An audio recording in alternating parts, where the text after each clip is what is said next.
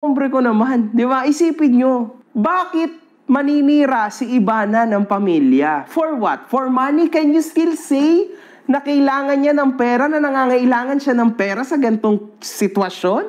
I am not an indigent. She's already rich. Gaano ba karami pang pera ang gusto ni Ivana? She comes from a very, very laid-back family. Makikita po natin, at ilang beses yan sinabi ni Ivana na swerte siya sa kanyang ama, mayaman sila sa part na yon, pero sa nanay niya, mahirap lang talaga sila. Nagsimula sila sa mababa.